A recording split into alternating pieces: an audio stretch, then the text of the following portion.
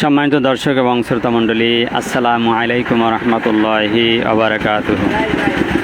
যে যেখান থেকে শুনছেন এবং দেখছেন সকলকে জানাই আমার আন্তরিক সালাম ও পবিত্র ঈদ উল আজহার উপলক্ষে ঈদ মোবারক।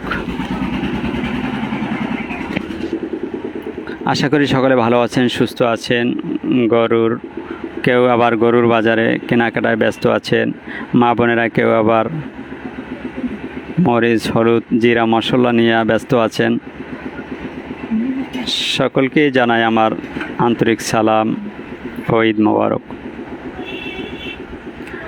সেই ফাঁকে ফাঁকে সকলে কিছু গুরুত্বপূর্ণ কথা শুনবেন এই আশা রেখে আমি পবিত্র কোরবানি সম্পর্কে 2-1 মিনিটের বক্তব্য উপস্থাপন করার জন্য আপনাদের সামনে এসেছি। এখন যেটা ছাড়ব সেটা হচ্ছে কোরবানি এবং আকিকা একসঙ্গে দেওয়া যাবে কিনা, এটা নিয়ে সমাজে ব্যাপকভাবে বিতর্কিত মাসআলা চলছে।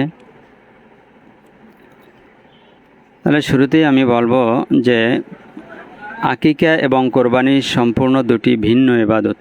আকিকাও একটা ইবাদত আর কোরবানি হচ্ছে একটা ইবাদত, কিন্তু আকিকা হচ্ছে সুন্নাত আর কোরবানি দেওয়া হচ্ছে ওয়াজিব, যেটার কথা আল্লাহ কোরআন শরীফেও বলেছে কোরবানি দেওয়ার জন্য।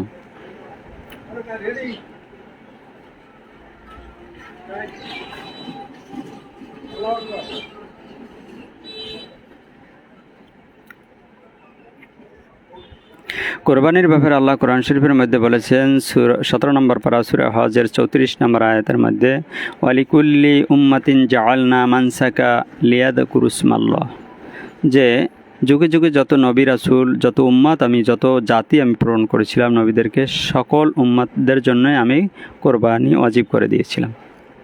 সুতরাং মনে রাখবেন, ফরজ এটা না করলে গুনাহগার হয়, যেমন ওয়াজিব তরক করলেও তেমনি গুনাহগার হব।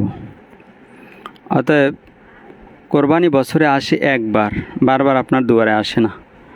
এটা একটা ওয়াজিব ইবাদত। এটা যায় যে ব্যক্তি খেয়ে পরে ভালো আছেন, অথবা মাসালা এরকম আছে যাদের উপরে জাকাত ফরজ, তাদের উপরে কোরবানি ফরজ, কোরবানি ওয়াজিব।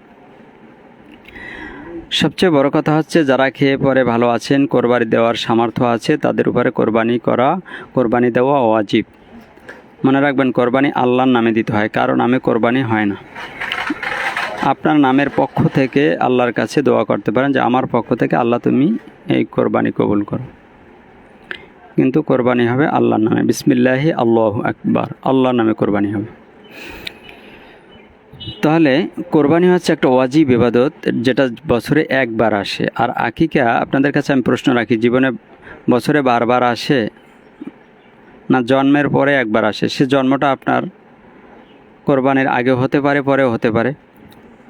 আর আকিকা দেওয়া সুন্নাত, যেহেতু বিশ্বনবী সাল্লাল্লাহু আলাইহি ওয়াসাল্লাম দিয়েছিলেন তার জীবদ্দশায় তার প্রিয় দৌহিত্র অর্থাৎ প্রিয় নাতনি হাসান এবং হুসাইনের জন্মে 7 দিনের দিন তিনি আকিকা দিয়েছিলেন। এজন্য আমরা সুন্নাত বলি, রসুল যেটা করে সেটা সুন্নাত। তাহলে সহিহ ইবনে হিব্বানের একটি হাদিসে ইবনে হাজার আসকালানী রাহমাতুল্লাহ বর্ণনা করেছেন, আয়েশা রাদিয়াল্লাহু থেকে বর্ণিত হাদিস আমি পড়েছি। এখানে এই হাদিসে বলা হয়েছে বিশ্বনবী সাল্লাল্লাহু আলাইহি ওয়াসাল্লাম তার প্রিয় নাতি হাসান এবং হুসাইনের জন্মের 7 দিনের দিন তাদের বাড়িতে গেলেন। এরপরে ছাগল দিয়া আকিকা দিলেন এবং এই 7 দিনের দিনই তাদের নাম রাখলেন হাসান এবং হুসাইন, এবং তাদের মাথার চুল কেটে দিলেন। তাহলে এটা দ্বারা বুঝতে পারি আকিকা সুন্নাত তরিকায় দিতে হলে জন্মের 7 দিনের দিনই আমাদের দেওয়া উচিত। অবশ্য আরেকটা সুযোগ আছে, যারা অসহায় বা গরিব দুঃখী বা সুযোগ সুবিধা নেই আকিকা দেওয়ার 7 দিনের দিন, তাদের জন্য আরেকটা হাদিসের সুযোগ আছে। সেটা হচ্ছে তবারানিতে এসেছে একটা হাদিস, যে বিশ্বনবী সাল্লাল্লাহু আলাইহি ওয়াসাল্লাম বলেছেন, যদি কেউ 7 দিনের দিন আকিকা না দিতে পারে তাহলে 14তম দিনেও আকিকা দিলে হবে। আর যদি 14তম দিতেও সে অক্ষম হয়, সমস্যায় থাকে, তাহলে 21তম দিনে আকিকা দিলেও তাদের আকিকা সুন্নাত তরিকায় ইনশাআল্লাহ হবে, এই হাদিস অনুযায়ী। তো এত সুযোগ থাকার পরেও আমরা কেন এই সুন্নাত আকিকাকে আমরা এই ওয়াজিব কোরবানির মধ্যে নিয়ে আসব? আমি আলেমদের বিরোধিতা করছি না। অনেক আলেমদের মতে কোরবানির সাথে আকিকা দেওয়া জায়েজ, আমিও বলি জায়েজ, কিন্তু আমি যেটা বুঝতেছি সেটা আপনাদেরকে বোঝাচ্ছি। আসলে আকিকা এবং কোরবানি দুইটা এক জিনিস কিনা। হ্যাঁ, আমি ওই সকল মানুষের পক্ষে আছি যারা কোরবানির দিন আকিকা দেয়। তারা হলো মুষ্টিময় কিছু লোক, যেমন 10ই জিলহজ আমাদের কোরবানি, ওর 7 দিন আগে যদি কোনো সন্তান জন্ম নেয় তাহলে কোরবানির দিন তাদের 7ম দিন হয়, তাহলে তাদের আকিকা দেওয়া যায়। আর আকিকা তো শুধু ছাগল দ্বারাই দেওয়া যায়, গরু দ্বারা তো রসুল পাক সাল্লাল্লাহু আলাইহি ওয়াসাল্লাম তো গরু দ্বারা আকিকা দেননি, হাদিসে আসে না। এজন্য আর কোরবানি ছাগল এবং গরু দুইটা দ্বারা দেওয়া যায়, কিন্তু আকিকা তো ছাগল দ্বারা দেওয়াই সুন্নত। ছেলের জন্য 2টা ছাগল, বকরি হোক বা খাসি হোক, আর মেয়ের জন্য 1টি ছাগলই যথেষ্ট আকিকা দেওয়ার জন্য। সম্মানিত সুধী, এখান থেকে আমরা বুঝলাম যে আকিকা দেওয়া সুন্নত। আর এই আকিকা না দিলে কিয়ামতের মাঠে জবাবদিহি করা লাগবে, এরকম তো কিছু না। আর এমন কোনো হাদিসেও আমরা পাই না যে আকিকা এবং কোরবানি একই হাদিসের মধ্যে আছে যে একসাথে দেওয়া যাবে, এরকমও পাইনি। আবার দেওয়া যাবে না এরকম হাদিসও তো আমরা পাইনি, এরকম মাসালাও নেই। সুতরাং কোরবানি এবং আকিকা আপনারা একসঙ্গে দিতে পারেন, কিন্তু সম্পূর্ণ ভিন্ন ইবাদত। তাই অনুরোধ করব যে যারা দেওয়ার নিয়ত এবছর করেছেন সামনে থেকে এই ভুলটা আর করবেন না।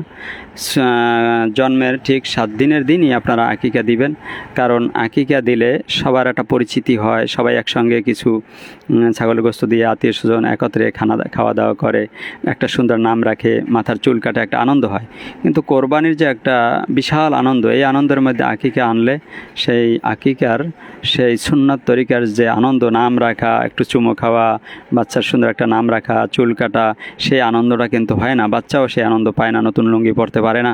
সুতরাং নতুন একটা নাম রাখা, সবাই একটু জাঁকজমকপূর্ণভাবে আনন্দ করে খাওয়া দাওয়া করা, এটা কিন্তু সেই সুন্নাত তরিকার আকিকা হয় না। আপনি আকিকা কোরবানির সাথে আকিকা দিতে পারেন, সেটা কিন্তু আকিকা হবে, কিন্তু সুন্নাত তরিকার রসুলের তরিকার আকিকা হবে না। সুতরাং যারা রসুলের তরিকায়, সুন্নাত তরিকায় আনন্দ ঘন আকিকা দিতে চান, সঠিকভাবে ইবাদতটা করতে চান, তাদেরকে আমি অনুরোধ করব সামনে বছর থেকে আপনারা আর কখনোই এই কোরবানির মধ্যে আকিকা টানবেন না। আবারও আমি অনুরোধ করব যে আকিকার সাথে কোরবানির সাথে আকিকা দেওয়া যাবে না, এ ব্যাপারে কিন্তু আমি বলছি না, দেওয়া জায়েজ আছে, আবারও বললাম, কিন্তু না দেওয়াটাই আমার জানা মতে আমি যতদূর বুঝি উত্তম, ইনশাআল্লাহ।